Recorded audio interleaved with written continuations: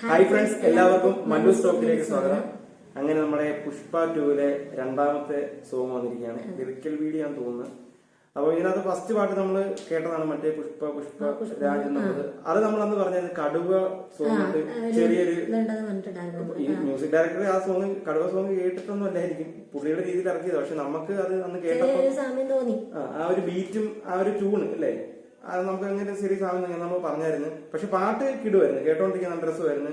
എനിക്കൊന്ന് ആ സമയത്ത് ഒരുപാട് റീൽസിലും അതുപോലെ തന്നെ ഒരുപാട് ആഘോഷിക്കപ്പെട്ട ഒരു പാട്ട് തന്നെയായിരുന്നു പുഷ്പയിലെ. ആ ഒരു പുഷ്പയെ ഇൻട്രോഡ്യൂസ് ചെയ്ത ഒരു സോങ് ആയിരുന്നു. അപ്പൊ ഇപ്പൊ വന്നേക്കുന്ന കപ്പിൾ സോങ് ആണ്. എനിക്കൊന്ന് ഫസ്റ്റിനകത്ത് നമ്മള് സാമി സാമി എന്നുള്ള ഒരു പാട്ടില്ലേ, അപ്പൊ ആ ഒരു പാട്ട് പോലെ തന്നെ ഒരു സോങ് ആകാൻ ചാൻസ് ഉണ്ട്.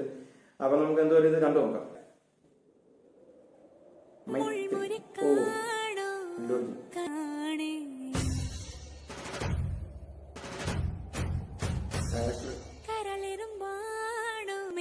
രാജരാജനിവനാണേ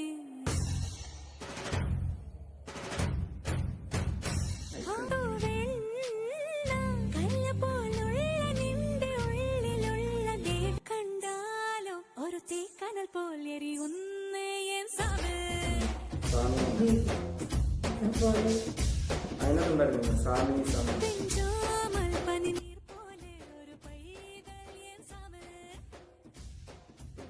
റിഹേഴ്സൽ കേട്ടോ, ആ സോങ് ഷൂട്ട് ചെയ്യുമ്പോൾ റിഹേഴ്സല.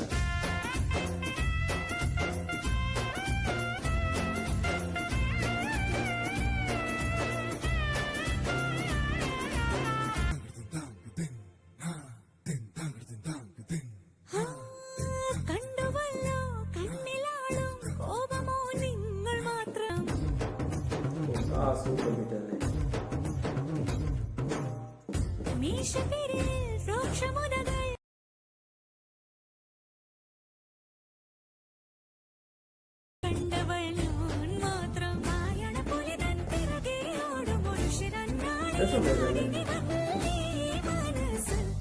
കണ്ടാലോ ഒരു തീക്കനൽ പോലെ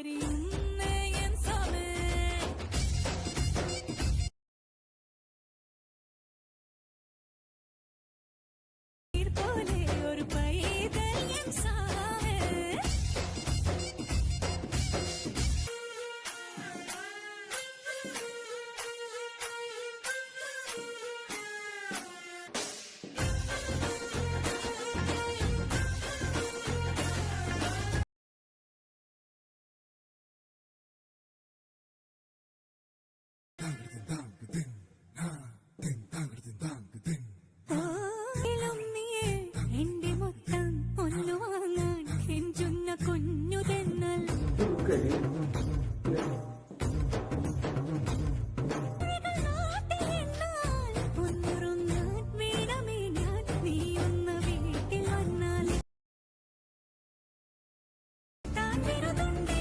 തെലുങ്ക് സോങ് മാറ്റിയൊന്നും പറയുന്നില്ല.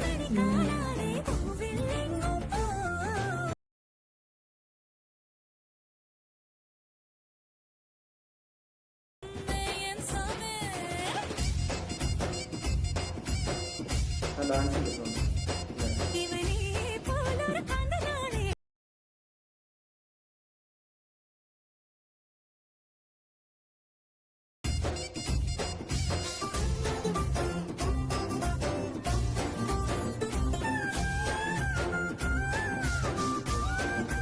ആ ഡാൻസ് സാമി സാമി സോങ് അത് പ്രത്യേക ഡാൻസ് ഇല്ലേ, അതുപോലെ ട്രെൻഡിങ് ആക്കാൻ വേണ്ടി വെച്ചാൽ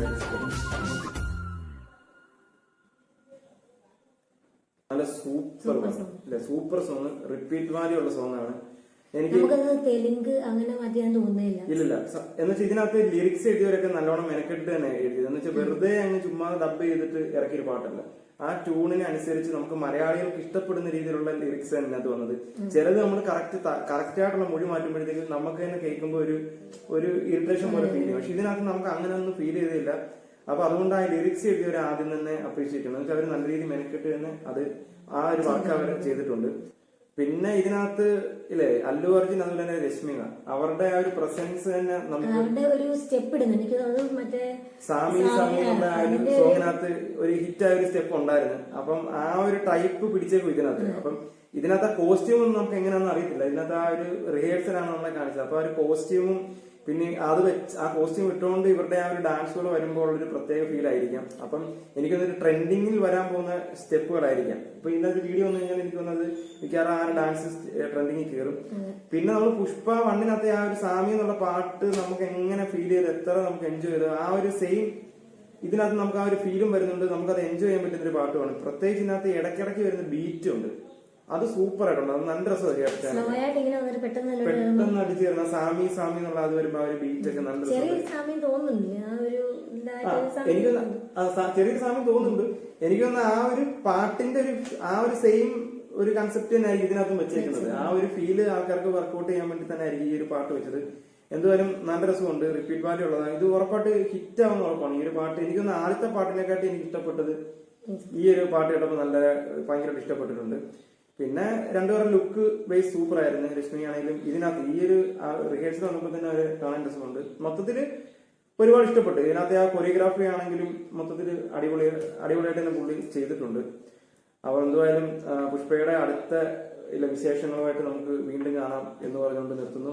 ഓക്കെ, ബൈ.